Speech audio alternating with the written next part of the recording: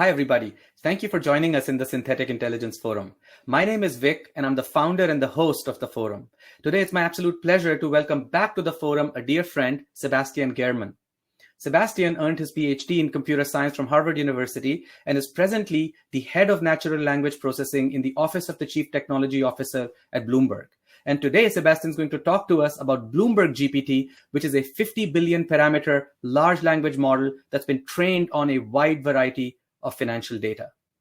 Thank you for joining us today, Sebastian. It's a real pleasure for us to have you in the Synthetic Intelligence Forum, and we're very excited to hear from you about BloombergGPT, a large language model for finance. The floor is yours. Please take us away.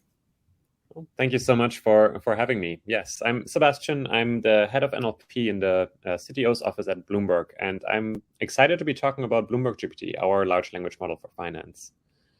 Now, many of you have probably heard about all the latest developments of large language models, and to give you an overview of what BloombergGPT is specifically and how it differentiates itself from others, it is a 50 billion parameter language model. It is trained on 570 billion tokens, and half of these are from the financial domain, which is really what sets it apart from other large language models that you might know of, like GPT-4 or Palm, that were produced by OpenAI and Google, respectively. Now, today, I'm going to start by giving an introduction of what language modeling really is at its core and why it is such a transformative technology. And then I'm going to transition over the design of BloombergGPT. Why did we build it? How did we build it? How did we train it? How do we evaluate it? What are types of products that we are going to build with it? And I'm going to share some takeaways if anyone who is listening wants to or is considering building their own large language model. Now, what is large language modeling or language modeling in general, and why does scale and why does this large language model really contribute to all of this? At its core, language modeling is this task of producing the probability distribution over a following word, also called the Shannon game, where you're given a context, like in this case, the cow went to the, and you send this to a language model, or you can also play this game yourself. And your task is to predict what is the next model, what is the next word. Now, a language model might predict that the next word should be field according to the highest probability, barn, mall, the, or many of the other words that it knows in its vocabulary. And if you want to use a language model to generate language, which is how we are using it, you just pick one of those options, for example, in this case, field. You add it to the context, and you repeat the game over and over and over again, producing one word at a time. Now, when I'm saying word, what I actually mean is tokenization, and I mean tokens. Modern language models deal with tokens instead of words.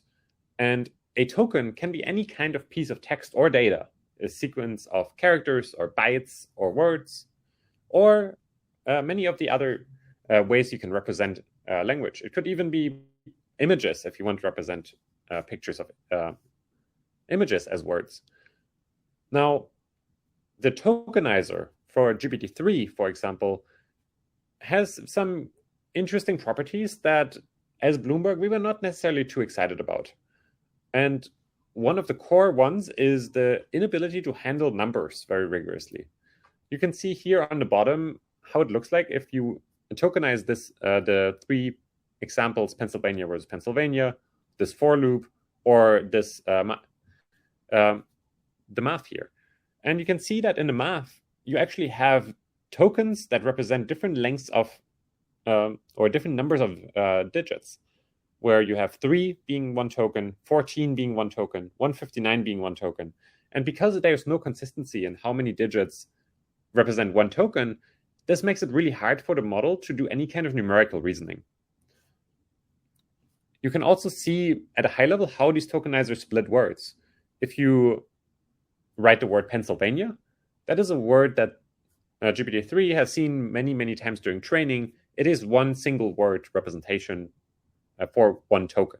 But if you introduce a spelling mistake, it actually is multiple words, where you actually represent Pennsylvania, which is spelled slightly differently, as 4 separate tokens. What it also doesn't do is represent multiple words together as one token, which is another limitation that we considered fixing with BloombergGPT. Now, why are language models so significant? And why are they so significant in how we build AI products? And to really understand this, let's consider how we built NLP or AI systems 20 or even 10 or even 5 years ago. And the way this works was that we had pipelines of multiple different steps that all had very narrow tasks. In this case, we want to answer a question. Who gave books to the new library? And we have this text on the left.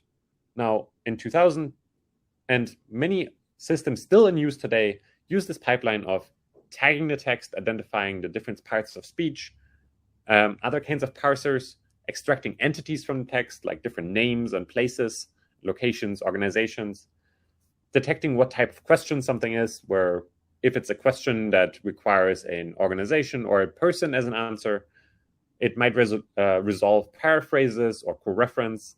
And from then, it extracts the answer, and it might generate Thomas Jefferson.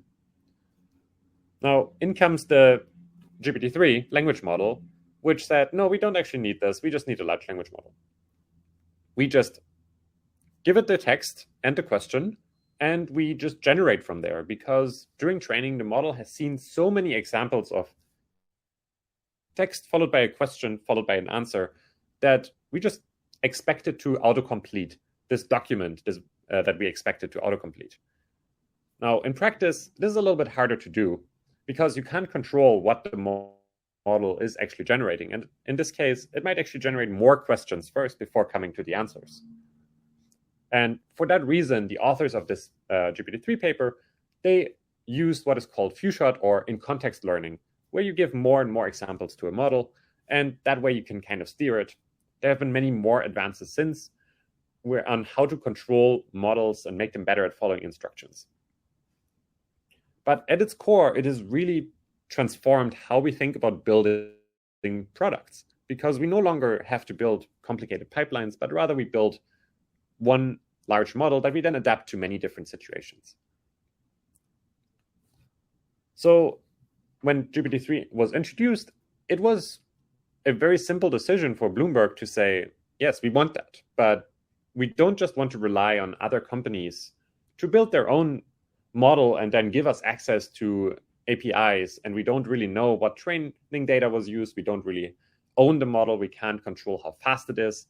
So we need our own model. And 2020, 2021, the landscape of available large language models look very, very differently from how it looks like today, where there's many open source public data models available. So the team came up with this following goal. We want a competitive general purpose language model that also achieves the state-of-the-art performance for financial applications, which is really what we care about for our products. But training large language models is really, really hard. There aren't many people in the world who have successfully trained large language models. And there aren't many best practices available on how to build them. So the consideration really was, how can we achieve our goal while minimizing the risk of failure? Because experiments are extremely expensive and time-consuming. And as part of that, one of the things we wanted to do is to improve how the model handles numbers, because numbers are key to financial applications. We also had additional constraints. We don't have unlimited training time or time to experiment. We only had a fixed compute budget of 1.3 million GPU hours on NVIDIA A100 GPUs with 40 gigabytes of VRAM, which means we need to build the best model under that constraint, and we had a deadline of finishing training of the model at the end of 2022. Now, given all of these constraints and considerations, how do you build a large language model? And the answer is actually not that easy. You can envision something like this, where you have this massive control room with many different knobs and levers, and you can decide how you want to build it. And there are many different questions you need to answer to build a large language model. Starting with the model size and shape. How many parameters do you want your model to have? Do you want a model that has many more layers, or do you want each layer to be bigger? How many data points do you want to actually train on? how many billions of tokens do you want the model to see? What is the optimal amount of data? How do you effectively implement all of the low-level operations on the hardware to maximize the utility or the utilization of the hardware you're using? But what even is the most effective hardware? There is new GPU tests coming out once, twice a year. And so there is also better network connectivity.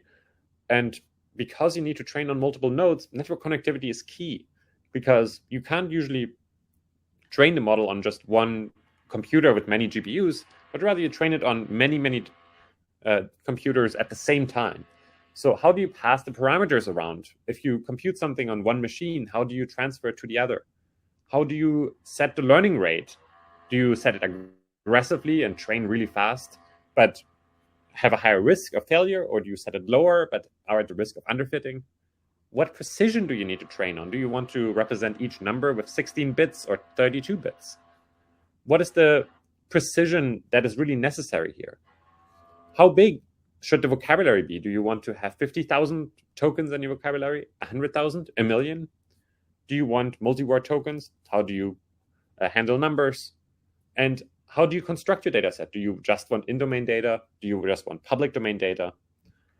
I could go on, and really there is no set of guidelines and best practices on how to build these models.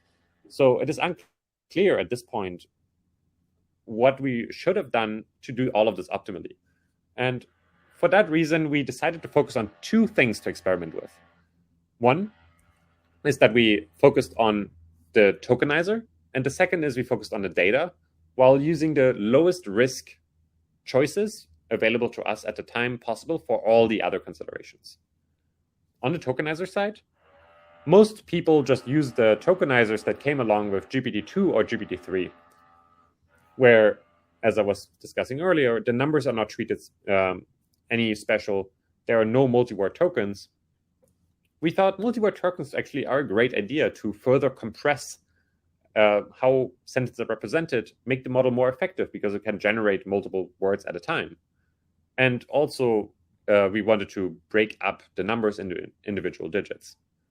So our tokenizer, compared to the GPT-3 one, looks like what you can see on the bottom, where you have multi-word tokens, you have, when you have numbers, each digit is its own token.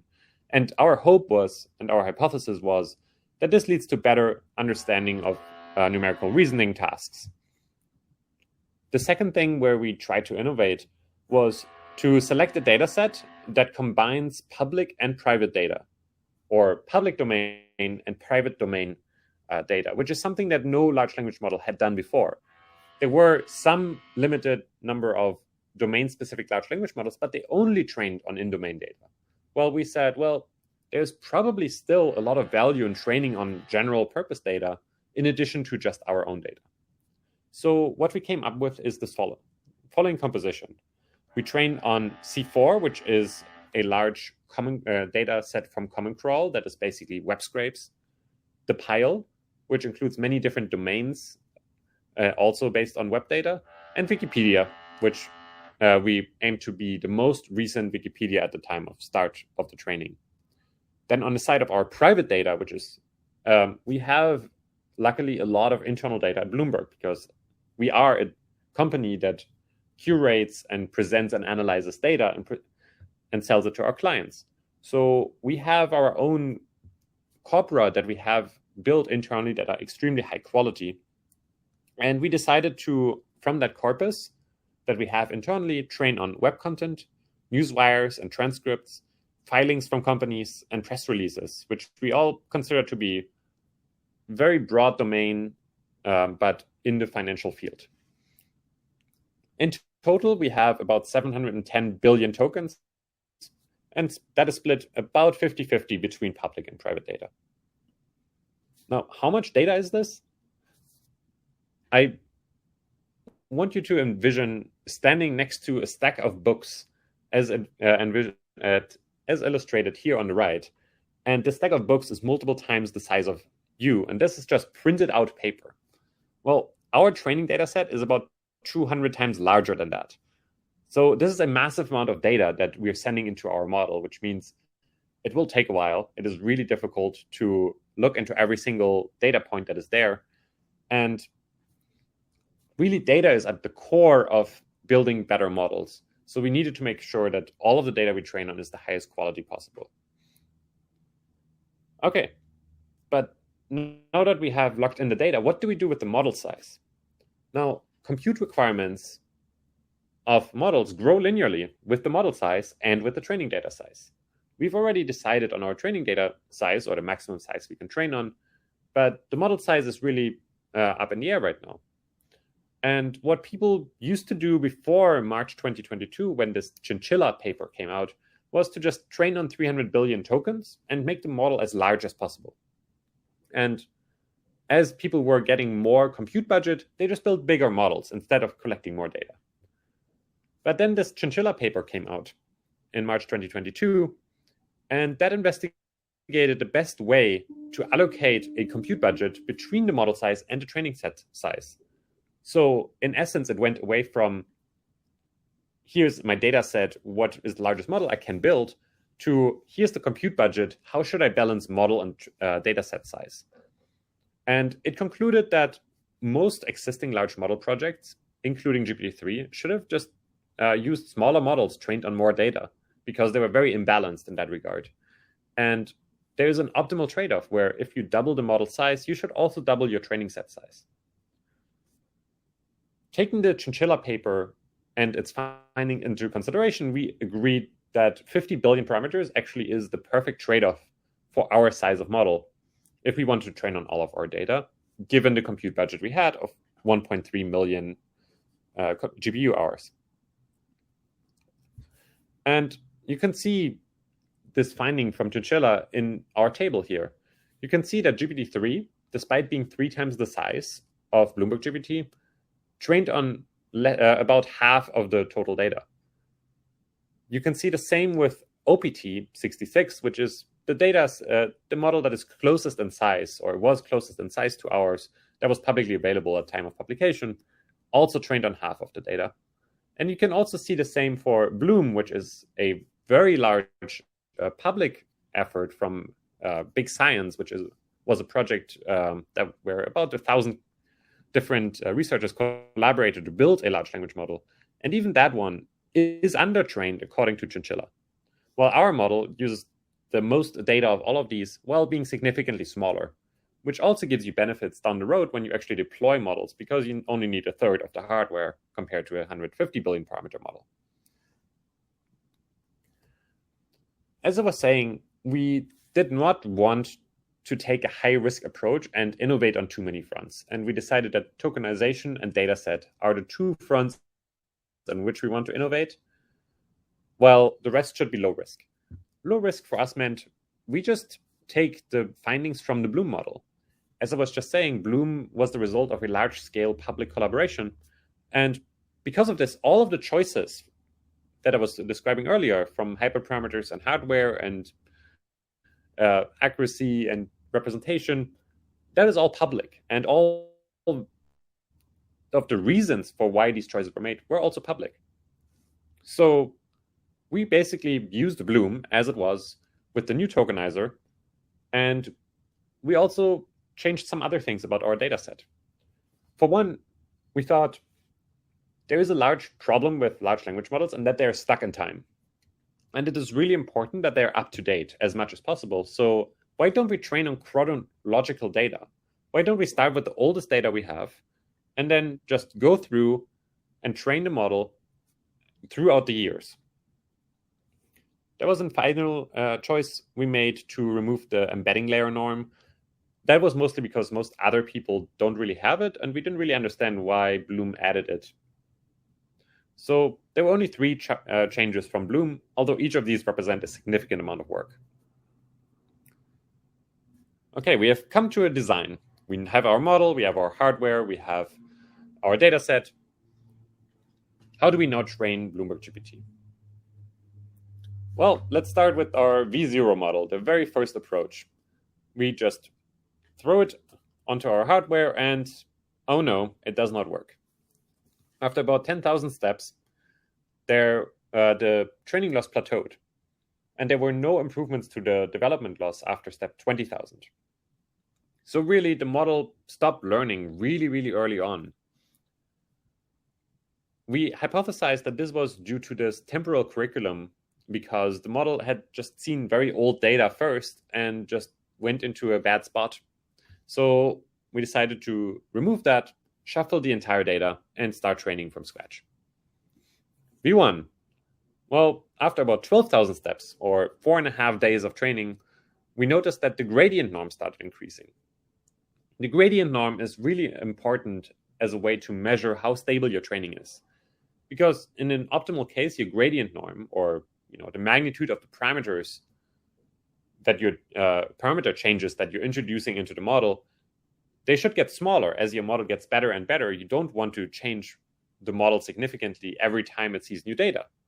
But this is exactly what the gradient norm represents. It means that the model is straying further and further away from the optimal solution. And correspondingly, we also saw these occasional jumps in our development bus. So really, after 12,000 steps, it became clear there is something going wrong with the training. It is unclear at that point what can be done.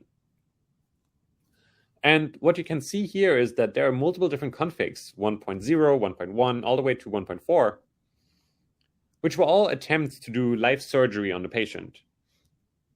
These changes included changing the precision at which certain computations were represented, changing the learning rate, and at its core, there's also another best practice for training large language model, which was also observed by Palm, by Google, and by OPT, by Meta, which is if you see a spike in the loss, you roll back the training, shuffle the data, and start again from before the loss spike occurred. So you can see many overlapping lines here. Those are basically rollbacks. But you can see neither of these attempts really helped. The gradient norm really started increasing every time. So you need to go deeper and figure out what is going wrong here. And you can see that if you plot the weights within each component of the model over time, there's actually only two culprits. Only two of the weights started increasing significantly. Not only that, if we looked at what those weights were, they were actually both from the same component. They were the scale parameters and the bias of the very first layer norm. A layer norm is a term in the transformer that basically renormalizes the representations. And you can see that all of the scale parameters of the first layer norm have this hockey stick effect where they decreased as expected, and then at some point they shoot up, which leads to unstable training, and the training fails. We actually ended up finding out why that is the case. Specifically, we used the SMP optimizer on Amazon SageMaker to optimize our model, and SMP has a function where you normalize all of the parameters such that they should be centered around 0.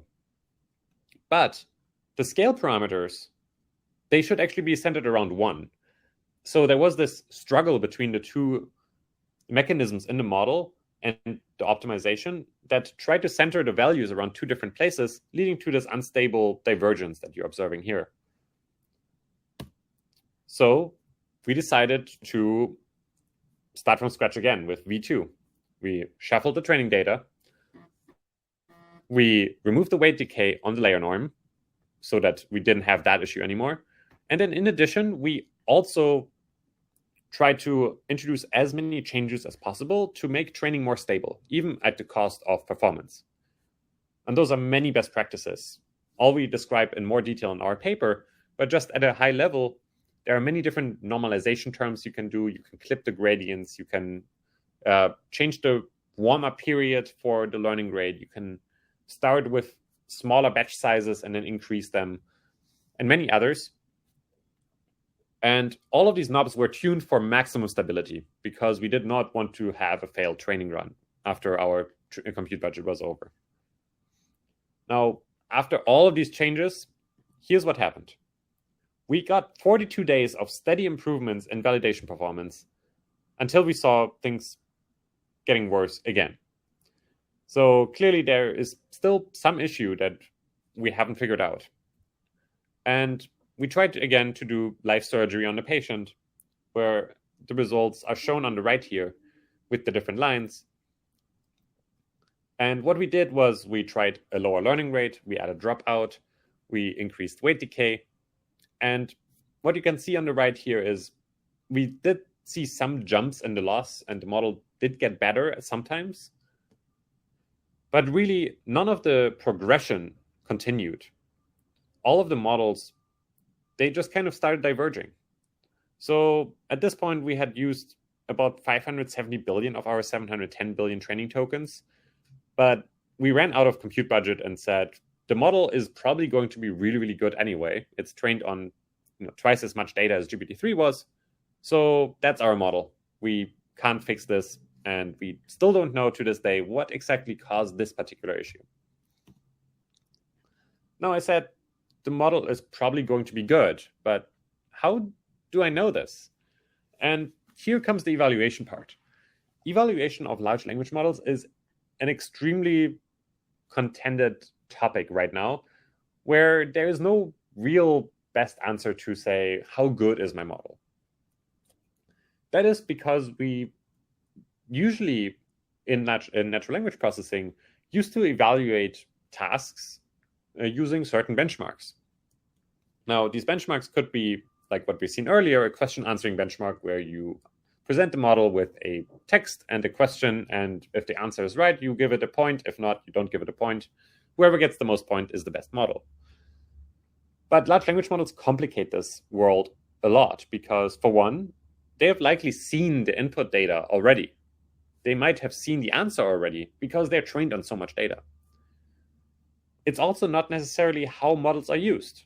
We used to have very specific models that followed this pipeline, and you know exactly, oh yeah, my parsing pipeline step went wrong here, or my answer extraction step went wrong. But we now muddle all of these steps together and build products that are much, much more complicated than what we used to have. And our benchmarks don't necessarily reflect that, especially if you consider something like a chat application like ChatGPT. You can ask it anything. So how do you evaluate something where the output space is near infinite?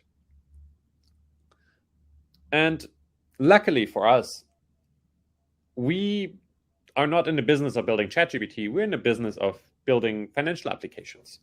So we actually do have data sets that we can evaluate on. And we picked models that we consider to be similar to our model to compare to.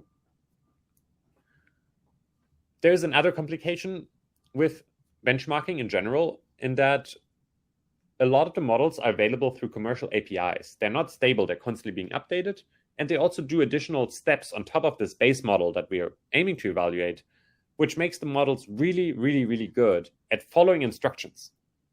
But if you add this step, it is not an apples-to-apples comparison anymore. So what we aim to do is to compare to a peer set of base models that were not additionally tuned, models that were trained on similar amount of compute, or models that were just generally really, really good and all open source. So we decided on NeoX, which is a 20 billion parameter model trained on about 500 billion tokens, OPT 66 billion, trained on 300 billion tokens, and Bloom, which is a 175 billion parameter model trained on 330 billion tokens. And we decided on benchmarking on general purpose benchmarks, the most popular ones where a lot of numbers are available, and internal financially specific data, because we wanted to investigate our hypothesis whether our model was good in general purpose problems and also our domain. And two of the most popular data sets that we computed data for is MMLU.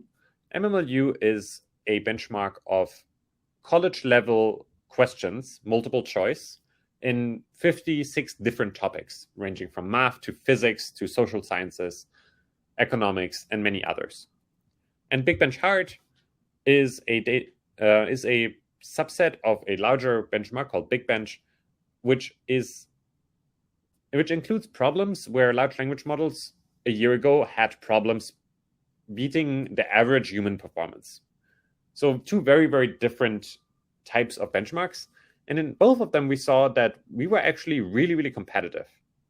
Despite only half of our data being general purpose data, we were the best among the models on average on MMLU, and we were competitive on Big Bench Hard. Now, Bloom is the only of the four models that beat us on average, but there were many tasks where we were actually the best among the four models. There were even some tasks where we beat Palm 540 billion, Google's language model. But those are not necessarily the benchmarks that we care most about. The ones we care most about are the financial ones. And here we picked a set of publicly available financial tasks, a task that anyone can run. And you can see here the value of training on in-domain data. As you can see here, of all of those 5 different tasks that you see, convene QA is a conversational financial question answering data set that requires numerical reasoning. FICAC SA is a sentiment analysis task. FPB is another sentiment analysis task. Headline is a headline classification task. NER is a named entity recognition task where you need to identify company names, for example. And of all of those tasks, there's only one single task where one model beats BloombergGPT. So clearly, our hypothesis of, even at that scale, training on in-domain data leads to better performance still holds. But these public data sets, they're not necessarily the cleanest or the best or the most relevant to us. So what we also evaluated on was internal data sets. And you can see here that we perform significantly better on, for example, our internal sentiment analysis task. Sentiment is really this task of you get, for example, a news headline and you care about a company and want to know whether that news headline has positive or negative connotation or impact on that company's stock price. And you can see here that we're not just a little bit better, we're just more than twice as good as most of the other models. There's not a single task where the other models are beating us. Now, on named entity recognition, which is the one that we also struggled with on public data, Bloom is still a little bit better. Named entity recognition is this extraction of companies, organizations, locations. But we also added an additional step, which requires financial knowledge, where we said, don't just predict whether something is a company, predict whether something is a company and produce the stock ticker for that company. And that is, again, a task that our model performed much, much better at. So really, tasks that we care about, our model by far better than most competing similar models. But what about applications of the model now? So there are many different ways in which you can apply models. And generally, there are 2 types of applications you can build with large language models. You can improve existing processes, or you can build new experiences. And one such new experience is text-to-BQL. BQL is the Bloomberg query language, where we interact with our own data. And you can, for example, formulate queries that give you the last price or the market cap for Apple. You can request the price and market cap for Apple for the last 10 quarters. You can get it forecasted for the next 2. You can get the yield and the spread for certain bonds. You can compare multiple securities. You can even group across multiple different subgroups or query indices. It is an incredibly powerful query language, which also makes it really hard to learn. So what text-to-BQL does, and that is a product that we're developing now, is that the input could be a natural language query. So instead of clients having to learn get PX last current MKT cap for AAPL US equity, a client might just say, get me the last price and market cap for Apple. And our model, because it is trained on our own data, knows how to interpret that as BQL, outputs the corresponding BQL, gets the client the data. It's a much smoother experience, and no one has to learn complicated query language. We could even go further. The terminal, which is Bloomberg's main product, has many existing interfaces to things like charts. So one could envision an experience where data analysis is becoming more and more interactive. So the first one is actually a functionality we already have, where you can, for example, plot market cap of Apple versus Microsoft. And you get a corresponding graph. Now, instead of then manually configuring the graph, a follow-up query could be start from 2010, and the graph shifts accordingly. You could say add number of employees is being added. And through this, we could envision a much, much better experience analyzing data by just having conversational interactions rather than having to understand thousands of different interfaces. I want to close with a number of takeaways that we had from running this project. The first one is advice for anyone who's considering building their own large language model. And this advice is really something we learned in this process, not something we necessarily followed ourselves. The first one is, when building a model, we can build small models and work our way up rather than starting big. Specifically, if doing anything new, like experimenting with tokenizers or experimenting with data mixes, run ablation tests on small models before scaling up. It is often cheaper to train 1 billion parameter models than 2 billion parameter model. Especially at that scale, where you can train potentially hundreds of models, you can really select the types of changes that you want to make, rather than just blindly following what other people are doing. Now, in our case, we didn't necessarily have the expertise to run many, many different small-scale experiments, and for that reason, a lot of live surgery was required on the very large model. While you can't avoid this 100%, it is making for a much easier experience if you train smaller models first. And you see this right now, if you're following the general literature on large language models, there have been many, many more large language models in the 1 to 7 billion parameter space than those in the 20 plus billion parameter space recently, because it is much more accessible to train these kinds of models. Now, conclusions from our experiments are that we had two main findings. Now, we had many issues with model stability and efficiency, but a relatively small team, our paper has 9 authors. We were able to build a large language model around the same quality as the original GPT-3. All you need is enough compute resources and access to data, but due to the commoditization of all of the infrastructure and the knowledge required to train large language models, it is actually possible for small teams to build them now. Moreover, and that is our core finding of our model, is that if you are interested in building a domain-specific data, mixing in-domain and public data, even at the massive dataset sizes that we had, actually leads to performance improvements on the in-domain data and retains general performance. But there are many open questions as well. Now, for one, we added many, many different safety precautions to ensure that our training was stable. But all of these come at a cost of performance. So perhaps we were too cautious, and that led to our divergence. We also don't know whether it is better to train from scratch, like we did, or to just continue to train available models that others have already built on in-domain data. This is, for example, the strategy that the recent paper by Google called MedPalm did, where they took the large language model and adapted it to the medical domain. It is also at this moment unclear how to transfer domain-specific skills past additional tuning steps like instruction tuning or reinforcement learning from human feedback, both of which are being done by companies like OpenAI. While we can induce these skills during the pre-training phase to build a base large language model, any further tuning steps always move the model away from what it was originally trained on, and it is unclear whether general purpose instruction tuning retains this financial ability or whether we need to adapt the next 2 steps as well.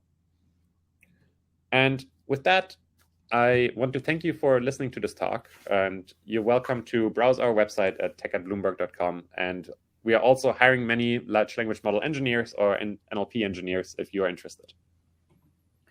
Thank you very much, Sebastian. That was an excellent talk, very informative and very foresightful as well.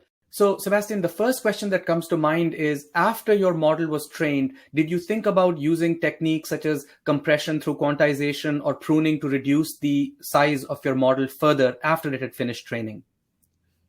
That's a good question. And it is something we definitely have been considering.